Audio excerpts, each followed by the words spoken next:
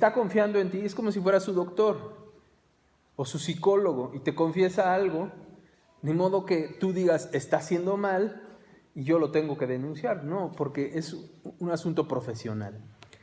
Entonces, el buen litigante lo que busca es defender a su cliente, claro, ante un tribunal que está buscando la verdad.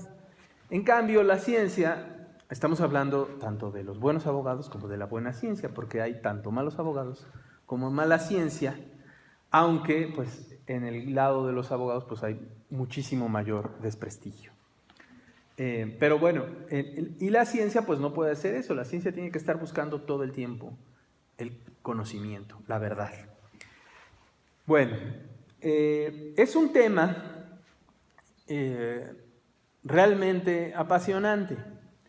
Recientemente, recientemente tendrá unos años, una década tal vez, un poquito más, la Suprema Corte de Estados Unidos definió o determinó lo que se conoce como prueba científica y introdujo en el sistema jurídico de Estados Unidos que el valor, ¿qué es el valor de la prueba?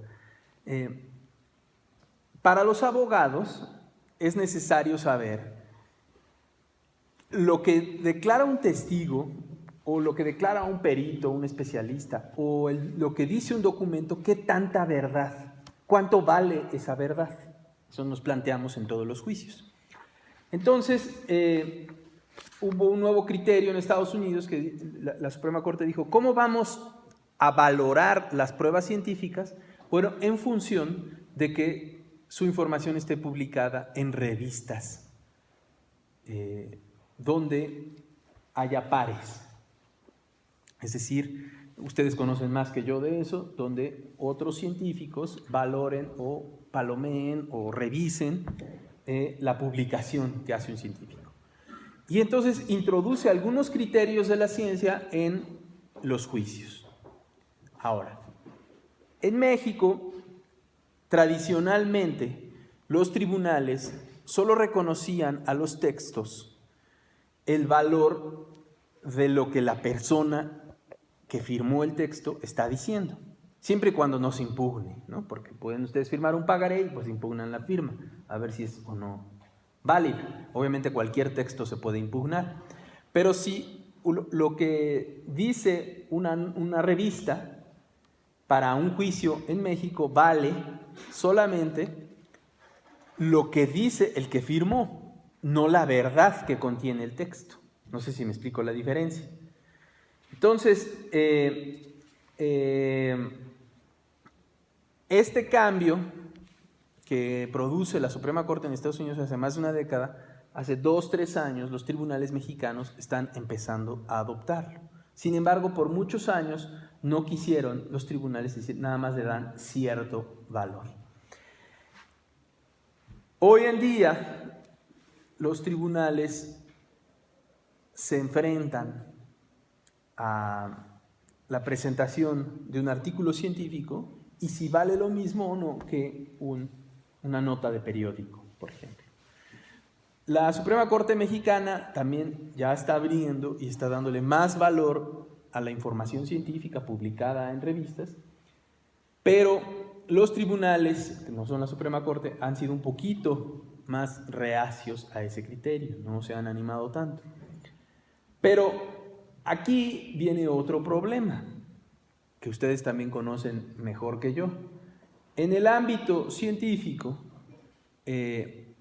también publicar requiere ciertos procedimientos y requiere ciertos vistos buenos que no son necesariamente científicos. Entonces, todo juicio, aún en Estados Unidos, que ya aceptaron la prueba científica, todo juicio es susceptible de volver a valorar la prueba. Es decir, si tú presentas un artículo científico que dice X propuesta, o X hipótesis, o tesis, dentro del juicio la puedes volver a probar.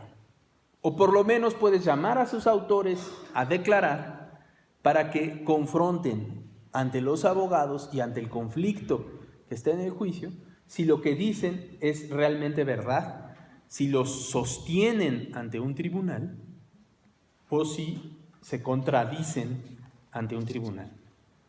Entonces, ¿qué les quiero decir con esto? Que en un juicio, dentro de un juicio, nada está totalmente acabado ni totalmente dicho, sino hasta que se dicta la última sentencia, el último amparo, hasta ese momento. Y bueno, ahí hay algunos casos de excepción donde se pueden reabrir. Eso también es nuevo para el derecho mexicano, pero son casos de excepción.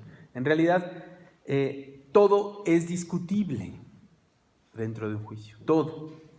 Entonces, son estas dos realidades las que se confrontan.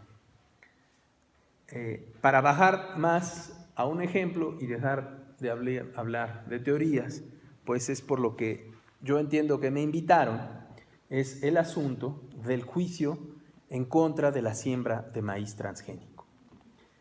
Para empezar, pues es muy importante desde acá, desde el punto de vista de los abogados, a lo mejor no desde el punto de vista de la ciencia, que los transgénicos no se ven. Entonces, pues los abogados no los podemos ver, no los podemos entender y los jueces tampoco. Entonces es algo que causa un poquito de rechazo. Cuando presentamos la demanda, nada más un pequeño ejemplo y ahorita regresamos al punto de cómo se construyó este planteamiento. Pero cuando presentamos la demanda,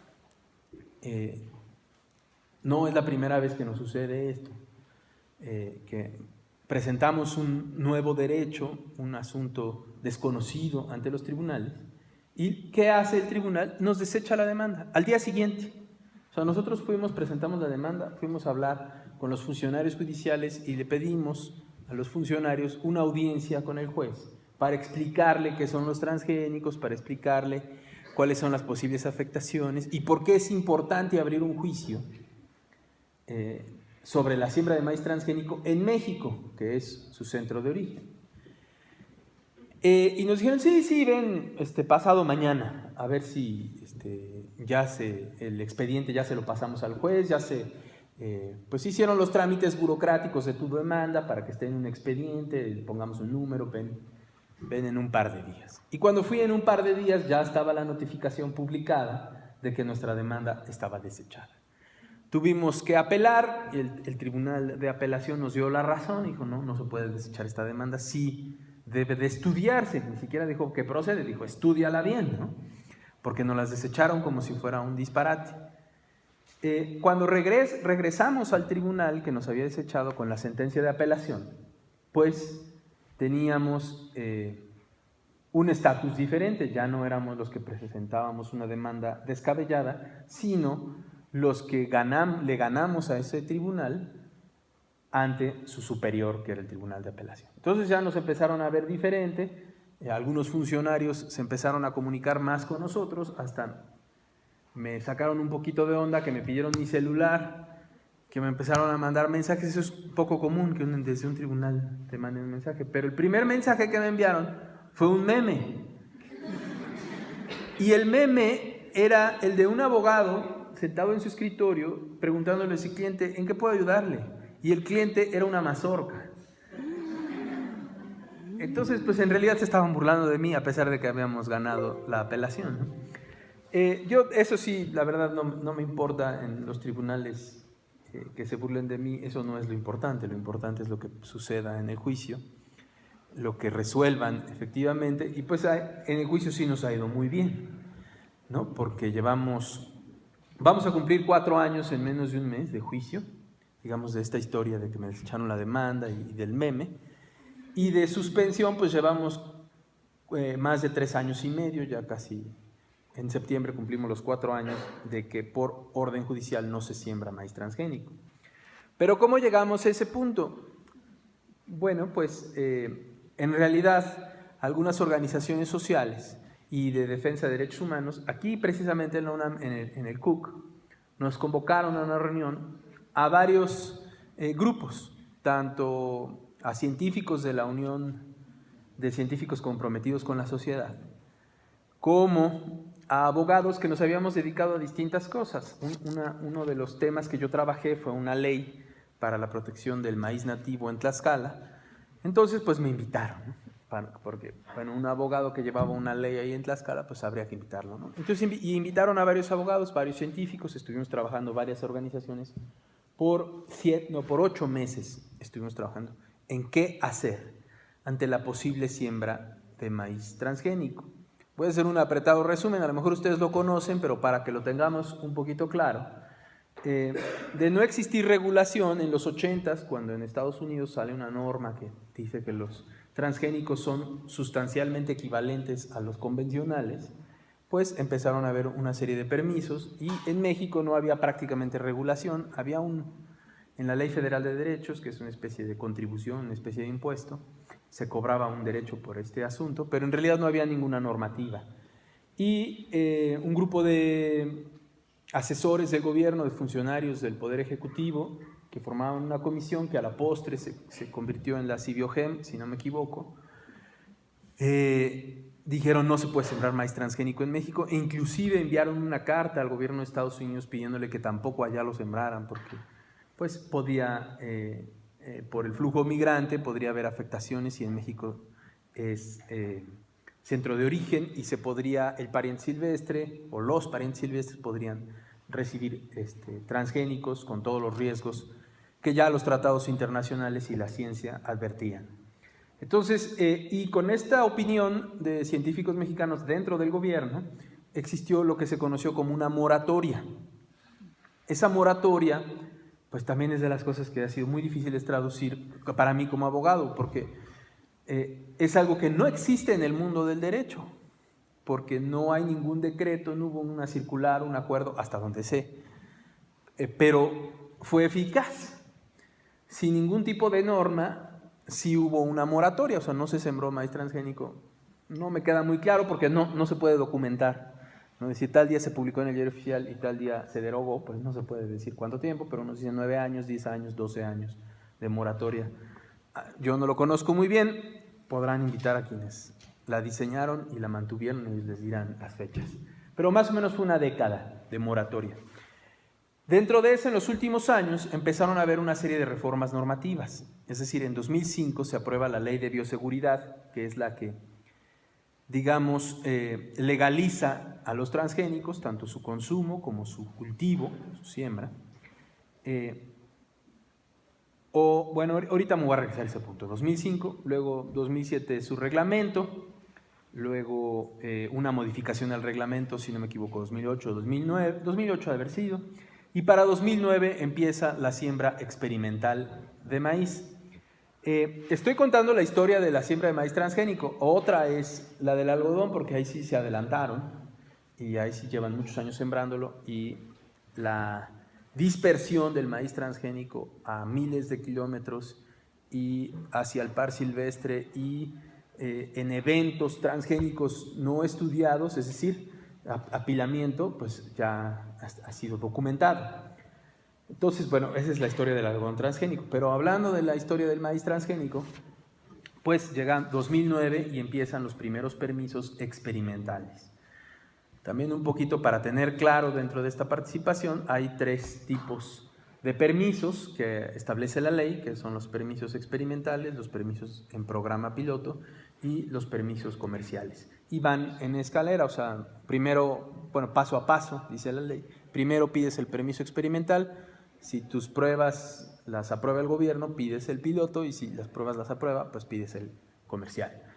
Entonces, en 2009 empieza la experimental, 2011 empieza piloto, si no me equivoco, ahí no soy muy exacto con las fechas, y se esperaba para 2013 la siembra comercial.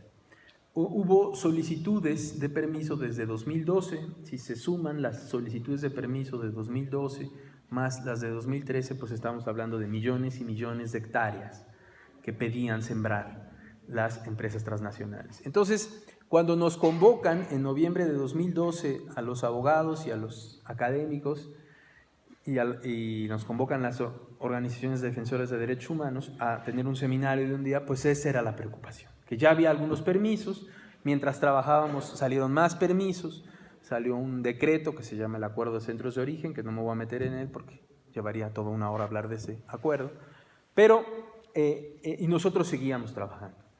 ¿Y qué estábamos trabajando? Pues la traducción de cómo hacer algo jurídico, una argumentación científica, plantearla en una demanda litigiosa. Otra cosa que hacer una norma, ¿verdad? También se necesitan abogados y también hay que traducir, pero un litigio es otra cosa, es un conflicto entre dos partes. Bueno, quiero decirles que las discusiones fueron tan complejas que por ahí de principios de 2013 acordamos impugnar este acuerdo, el que les digo, el de centros de origen, que se refiere a 8 estados del norte del país. Y ya estaba el acuerdo, ya estábamos todas las organizaciones, los científicos y los abogados de acuerdo en que íbamos a impugnar ese acuerdo. Y pues vimos las fechas, vimos una de las cosas más complejas de litigar es que hay fechas. Y si no cumples con esa fecha, pues se perdió. Tengas o no tengas razón, si no llegaste el día que tenías que llegar, perdiste, ¿no? Entonces, pues obviamente hay fechas y vimos la fecha para impugnar el acuerdo de centros de origen y me firmaron las organizaciones civiles y pues dividimos, me acuerdo que le pedí a unos abogados encargarse de una ley, otros de otra y ya estaba la demanda así y teníamos que meterlo. Creo que alguien fue a investigar a qué hora cerraban la oficina del Tribunal Fiscal, bueno, de Justicia Fiscal y Administrativa, y pues como eso de las 7, que le hablo a un amigo, bueno, del equipo de abogados, y le digo, oye, ¿y si nos contestan esto? Me dice, no tengo idea. Y dije, no me siento, o sea, porque el acuerdo de ir por la vía administrativa, digamos que los abogados tenemos varios caminos, y uno era la vía administrativa. Ya estaba decidido. Y veo así las firmas, lo que llevaba avanzado del texto, me quedaban como 2 o 3 horas. O sea, para terminarlo, imprimirlo y llevarlo. Ya estaban las firmas. Le hablo a mi amigo y mi amigo me dice, del equipo, ¿no? Pero es que no sé qué hacer si nos responden esto. Dije, no estamos buenos. La verdad que no me gusta ir a pelear sin argumentos y sin armas, sin municiones, sin parque. Y no es que no tuviéramos la información científica para cuestionarlo, sino que la traducción de esa información científica en el camino legal, pues a mí no me daba la seguridad. Y entonces eso fue una gran bronca dentro del equipo que estábamos trabajando, llevábamos ya algunos meses, porque ya todos habían firmado, ya todos lo habían acordado y nosotros decidimos no meter esa demanda. Entonces, pues hubo hasta un reclamo, ¿no? Yo me acuerdo que les fui a llevar personalmente las firmas. Así, mira, aquí te devuelvo tu firma. Ya no presenté la demanda por estas razones, pero sigamos trabajando. Entonces, todo indicaba que ya no íbamos a hacer el juicio, ¿no? Porque le hablaron a más abogados, no les gustó la decisión. Pero no estaba bien traducido. Y si no está bien traducido, pues nada más los jueces no nos van a hacer caso. Porque no es nada más plantear nuestra idea. O sea, uno tiene que pensar en un litigio que plantea una idea y van a llegar 10 de la contraparte, y más si es la agroindustria transnacional. Entonces uno tiene que saber que tu idea puede vencer a 10 de la contraparte. Si no estás con esa certeza, pues entonces la verdad nada más te estás haciendo tonto. Puedes hacerte tonto, ¿no? A lo mejor dices, vamos a presentar una demanda para hacernos tontos porque queremos dejar constancia. Bueno, pues se vale y lo hemos hecho nosotros también. Pero ese no era nuestro objetivo en ese momento. Nuestro objetivo era realmente parar la siembra de maíz transgénico. Entonces, pues dije, no, la idea no es hacernos tontos, la idea es avanzar. Entonces no nos vamos a detener aquí. Y vamos a buscar una demanda. Y seguimos trabajando. Tampoco en esta plática me voy a detener en lo que generalmente me detengo, porque generalmente me toca hablar para abogados. Porque hay 4 caminos básicos para plantear una demanda colectiva. Y entonces, pues ahí me pongo a explicar cuáles son los 4 caminos y los requisitos.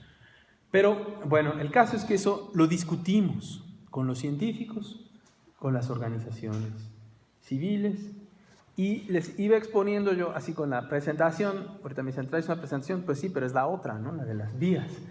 Entonces, fuimos discutiendo eso con los científicos.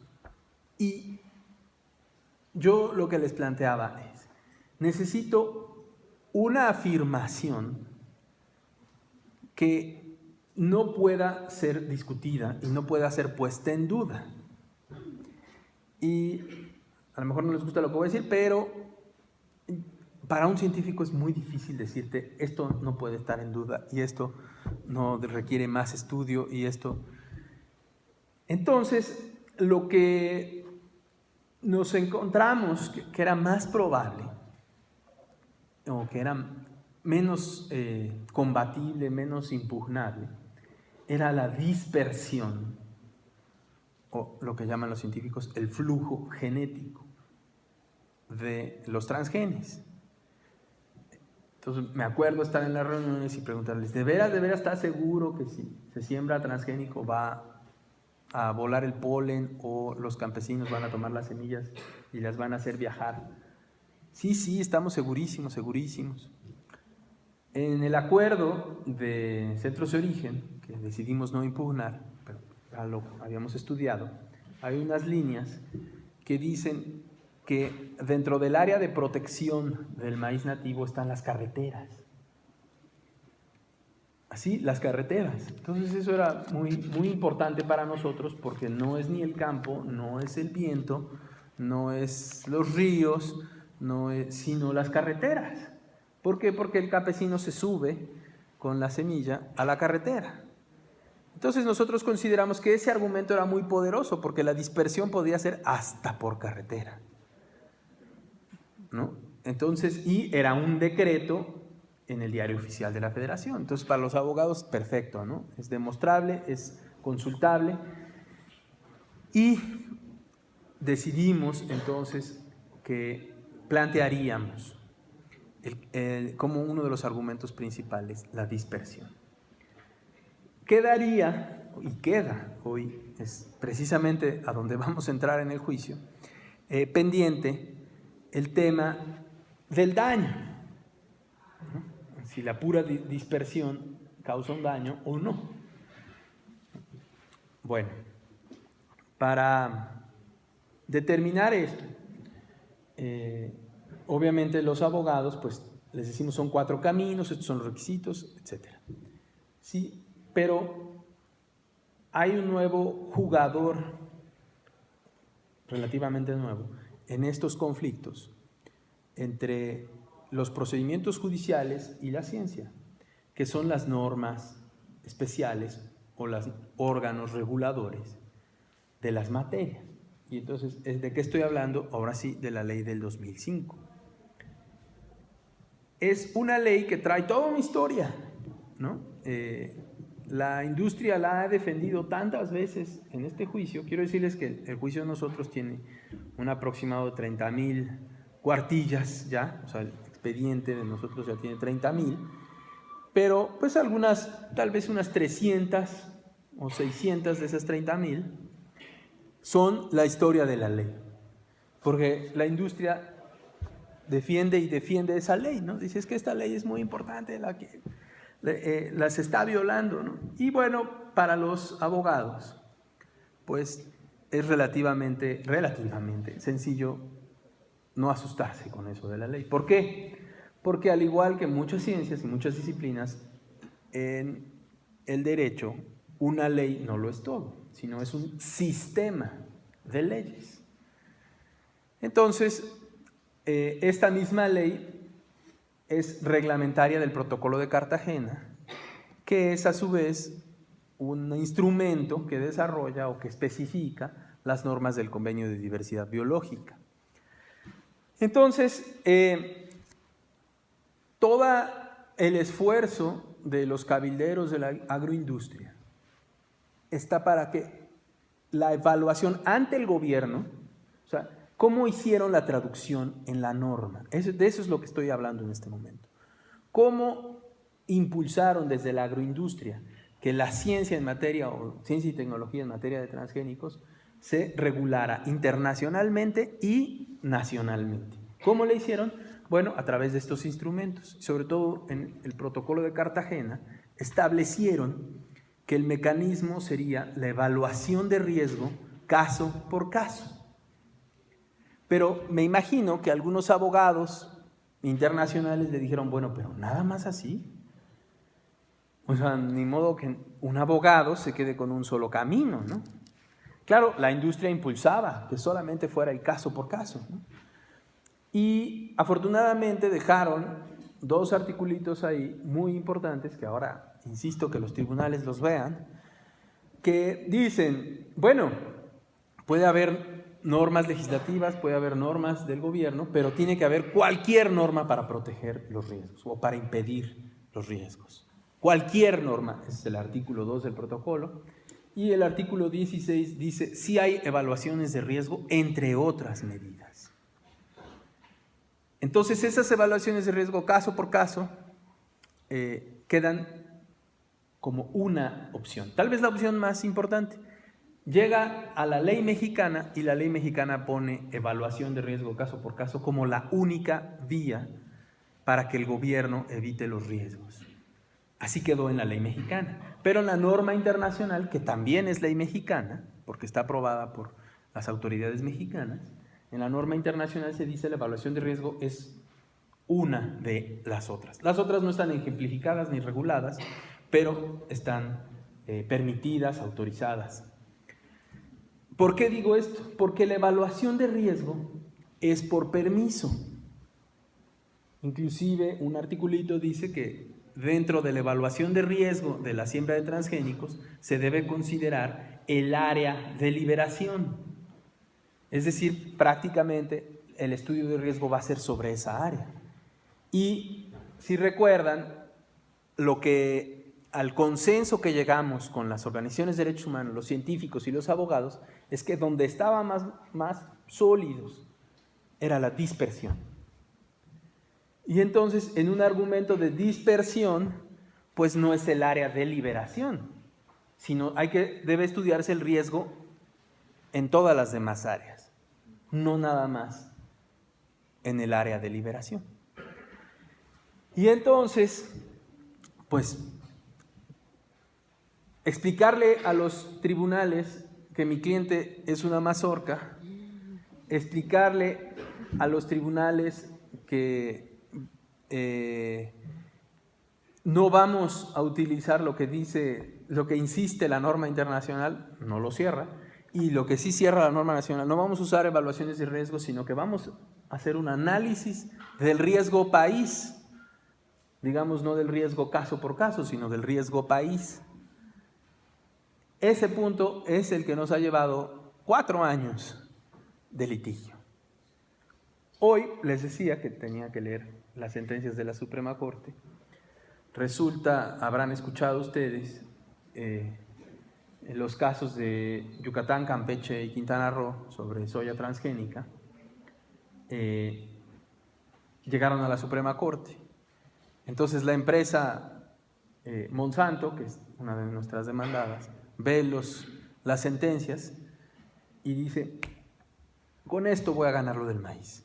Y va y le dice a los tribunales, aquí dice clarísimo la Suprema Corte que el estudio es caso por caso. Bueno, no dice eso la Suprema Corte en realidad. La Suprema Corte dice, considerando que la demanda de la soya es por un permiso, tanto el de Quintana Roo como el de Campeche como el de Yucatán son un permiso, pues deben seguirse estas reglas. Y la demanda del maíz no es un permiso, es todos los permisos. ¿Y quién creen que nos dio el tip? Los litigantes del asunto de la soya, porque fueron invitados a nuestras reuniones y nos dijeron, oigan, no le hagan como nosotros, porque nosotros le estamos haciendo permiso por permiso y región por región y municipio por municipio, y entonces estamos como locos en 3 estados, y además el maíz son millones de hectáreas y en la soya son creo que 200,000, si no me corrigen. Entonces no le hagan así. Y pues otra vez a reunirnos, y cuando nos dimos cuenta que la sugerencia de los compañeros con la evidencia más poderosa, que era la dispersión, era el mismo planteamiento, dijimos, ahí está la vía. lo que tenemos que hacer es plantear a los tribunales que venimos a defender todo el país. Por eso la desecharon de un principio, porque pues, ¿cómo vas a defender todo el país en una demanda civil que firmaron 53 personas nada más? Bueno, afortunadamente los tribunales lo fueron reconociendo. Y un punto muy importante, ahora voy a decir 2 puntos muy importantes, no sé cómo vamos, ya tengo que hablar, pero 2 puntos muy importantes de las resoluciones. El primero es que para que esta demanda caminara, tengo que darles una explicación. Este tipo de demandas colectivas en México son nuevas, de 2010 para acá. Pero en otras partes del mundo son muy antiguas, y donde más antiguas son en Estados Unidos. Y en Estados Unidos la manera en que la industria gana sus juicios es impidiendo que se certifique el colectivo o que se certifique la demanda. Ese es el camino que usan todos los abogados de las industrias demandadas. Entonces, para certificar la nuestra, no es exactamente igual, pero no es materia de esta plática cuáles son las diferencias. Pero para certificar nuestra demanda, se tuvo que ir a apelación y amparos, y también llegó hasta la Suprema Corte el asunto. Un tribunal resolvió y se ratificó en los demás, pero fue idea de un magistrado. Dijo, miren, el planteamiento del colectivo es la distancia. Es decir, no el área de liberación, sino la dispersión entre las regiones del país y la distancia, los daños a larga distancia. Eso es lo que va a estudiar este juicio. Y como no encuentro en la ley de bioseguridad, ni en los procedimientos administrativos, ni en los procedimientos judiciales de la ley de bioseguridad, o sea, en los caminos que establece la ley de 2005, no hay para estudiar distancia. Por lo tanto, tengo que abrir un juicio colectivo para estudiar el riesgo país o el riesgo distancia en la siembra y englobar en un solo juicio todo ese tipo de riesgos en el centro de origen. Ese es uno de los resolutivos más importantes. Y segundo, algo que a mí me interesa mucho que se comprenda. La ley establece, la ley de 2005, cuáles son los requisitos para autorizar la siembra de maíz transgénico. Y ha sido acusada o impugnada esta ley mediáticamente por nuestros compañeros, tal vez hasta por mí, no recuerdo, pero ha sido criticada de que esta ley regulariza a los transgénicos, autoriza a los transgénicos. No es cierto. No es cierto técnicamente. Sí es cierto tal vez políticamente o para los funcionarios, pero técnicamente no es cierto. ¿Por qué? Porque siempre que ustedes lean en una norma que se autoriza, ahí mismo dice que no se autoriza. Se los voy a explicar. Cuando ustedes leen, para que te autorice necesitas A, B y C, así nada más dice el texto, ahí mismo dice, si no tienes A, B o C, no te autorizo. Aunque no lo diga. Ahí está. O sea, si para que yo te autorice tienes A, B y C. Oye, es que no tengo C. No te tengo que decir más. Ya te dije que para que autorice necesito C. Y A y B también. Entonces, si tú no tienes C, ya te dije que no. Bueno, ese punto es el que estamos utilizando para la demanda. Obviamente con el argumento de dispersión, hay que hacer esa traducción. Pero ese es el punto central y el tribunal le explica por qué. La industria en el juicio llega a decir, es que la ley ya me autorizó la siembra. Así, en uno de sus amparos llevan 22 y 4 del gobierno llevan 26 amparos contra nosotros.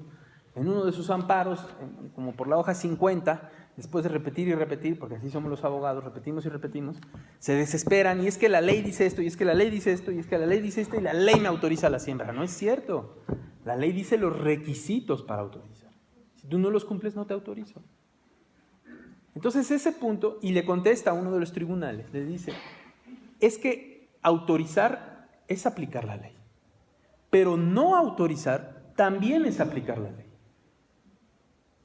Y la industria tiene la idea de que sembrar es aplicar la ley, pero no. Aplicar la ley es verificar si se cumplen A, B y C. Si se cumplen, se siembra. Si no se cumplen, no se siembra. Eso es aplicar la ley. Entonces, ese es un punto muy importante que no debemos perder de vista. Los abogados decimos, ahí les va un latinajo para que vean que sí soy abogado, que todos los textos se tienen que interpretar contrario sensu. Es decir, tú agarras un texto, generalmente se escriben con cis, generalmente. Pues le pones puros nos. Es decir, en el ejemplo, para que te autoricen necesitas A, B y C, ahí dice, no te autorizo si no tienes A, si no tienes B, si no tienes C. Le pones nos. Y es lo mismo, eso lo usamos todos los abogados. Entonces ya nada más le pones al juez, contrario sensu, tal artículo.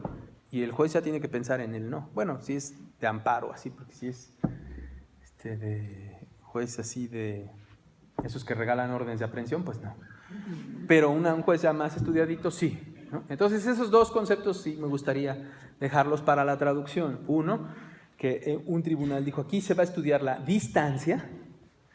Y dos, bueno, entre muchas cosas, pero muy importante la distancia. Y dos, el contrario sensu, ¿no? Que donde dice se autoriza, también dice no se autoriza. Creo que preguntas, ¿verdad? Todavía tenemos tiempo. Sí, ¿Ah, sí? Sí, podemos. Yo pensé que me había pasado ya. Entonces tengo 10 minutos para cerrar, ¿verdad? Ajá, sí, todo. Mucho, muy bien. Y después eso van las preguntas. Irán las preguntas después, Okay. Sí, René, todavía tienes tiempo. Muy bien. Ok.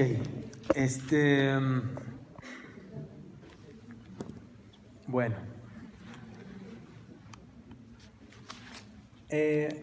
Un punto clave. Ahora voy a hablar de la contraparte un poquito. Veníamos discutiendo si hablaba de la contraparte o no. Pero ya después de 4 años ya toca, ¿no? Ya tenemos que decir. ¿Qué creen que... Bueno, vi su programa y vi que tienen, están hablando de casos, algunos de ellos medio los conozco. Antes y después siguen hablando de varios casos sobre recursos naturales.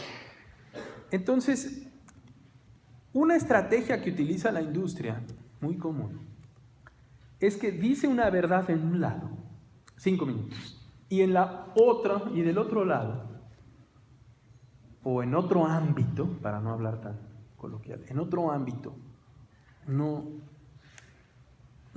trae esa verdad a este ámbito.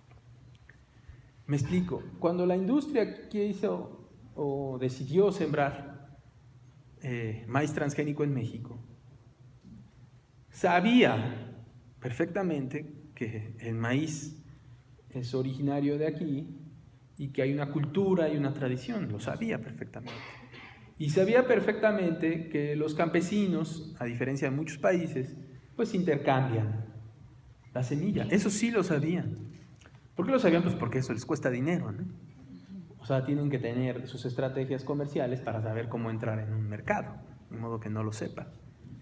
Y entonces se pusieron de acuerdo y dijeron, vamos a reconocer esto, que es centro de origen y todo, pero vamos a hacerle sus zonas de reservación, o sea, centros de origen, y que aquí no se siembre, y vamos a establecer toda una filosofía de un marco legal, esa es la palabra, vamos a establecer un marco legal para decir que es seguro sembrar transgénicos y dejarlos en ciertas zonas. Pero sí reconocemos que los campesinos intercambian.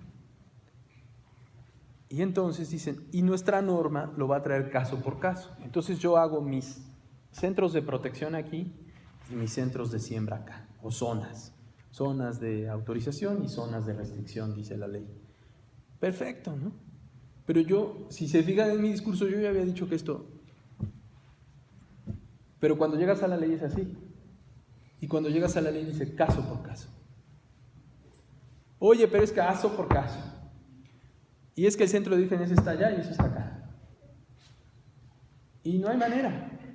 O sea, bueno, cuando les planteamos la demanda y decimos, vamos a estudiar toda la mesa y la certifican,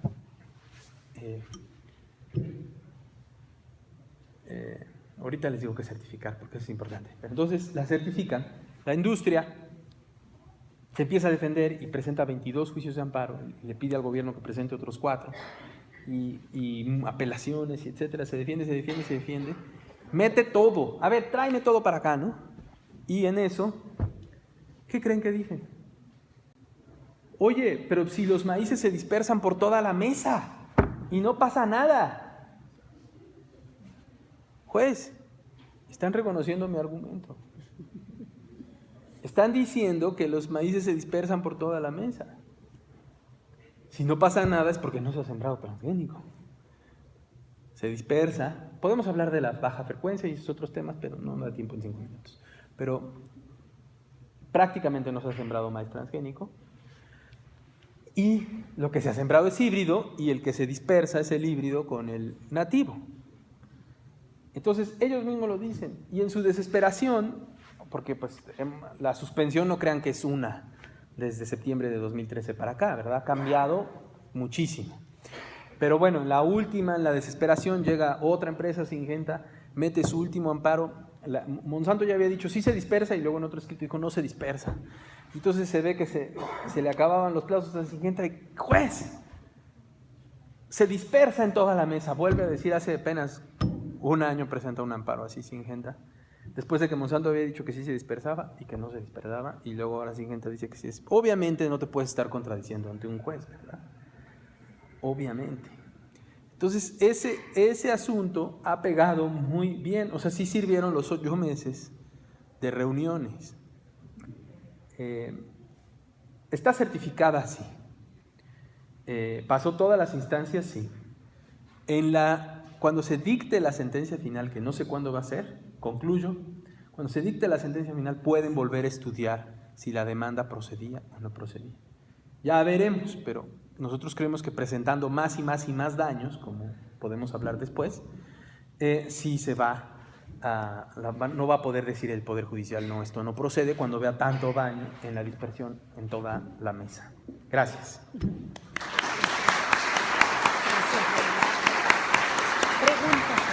Okay.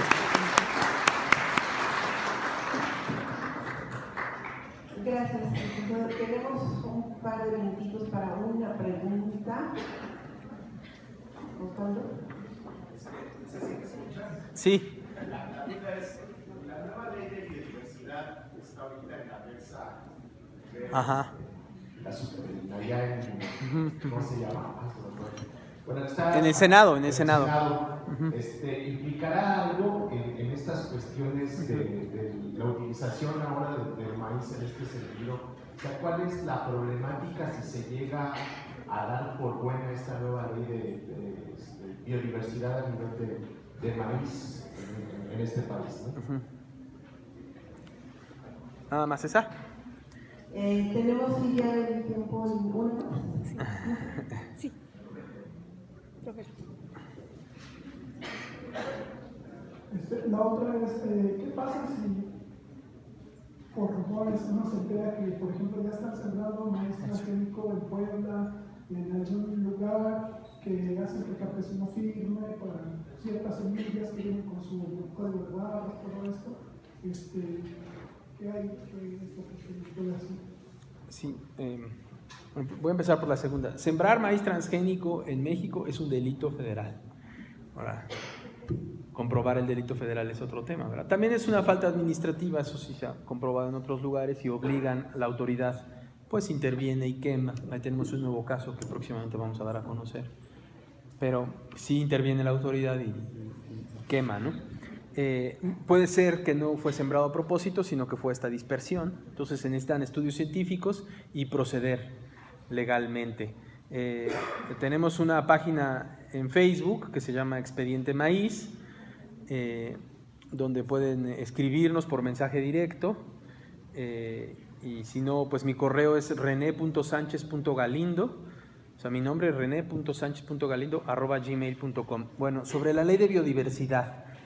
La ley de biodiversidad no solo regula el ámbito de los cultivos, dentro de los cultivos no solo regula el maíz, sino regula toda la parte silvestre o no domesticada, ¿no? Las especies no domesticadas, el conocimiento de la naturaleza, pero no manipulada por el ser humano, o que no interviene el ser humano en su cultivo. Y obviamente regula muchos temas más, pero hay un punto, sí, en común. Uno de los argumentos de la demanda que no les comenté es que el protocolo de Nagoya, es otro de los instrumentos internacionales, establece que debe haber, en la medida de lo posible, debe respetarse el derecho de los pueblos campesinos y pueblos indígenas, los dos, de intercambiar el material genético. Ese derecho de intercambio del material genético impide cualquier intromisión en siembra de transgénico. Porque si tú siembras transgénico y se dispersa, ya no vas a intercambiar tu material genético, sino el transgénico o el modificado genéticamente para la segunda generación de transgénicos. Pero ese derecho del protocolo, ¿por qué traigo a colación el protocolo de Nagoya? Porque es el que pretende regular la ley de biodiversidad. Y si bien la ley de biodiversidad es casi como que si pagas, o haces que pagas, mejor dicho, te puedes llevar todo el conocimiento y toda la naturaleza para hacer negocio con ella. Hay dentro del protocolo de Nagoya cuestiones que deben de ser respetadas en esta ley de biodiversidad, como el libre intercambio de información genética, no solo de semilla o de material genético, sino todo el... Por eso también somos megadiversos culturalmente. O sea, todo el conocimiento cultural sobre la naturaleza que se intercambia y que se utiliza debe ser respetado por el mismo tratado internacional que pretenden regular. Y pues también hacer notar que el protocolo de Nagoya tiene otra virtud, que es que se obliga a la consulta de campesinos, no solo de indígenas, que eso era el 169 de la OIT también. Entonces, la ley de biodiversidad debería contemplar estos dos temas. En general, pues sí es una ley que parece decir que si haces como que pagas, te puedes llevar todo el conocimiento biológico y cultural de este país. Gracias.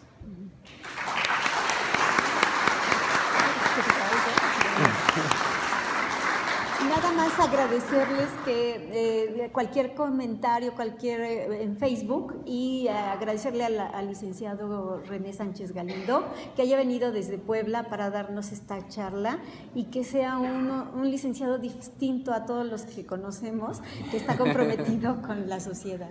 Gracias. Gracias. Sí.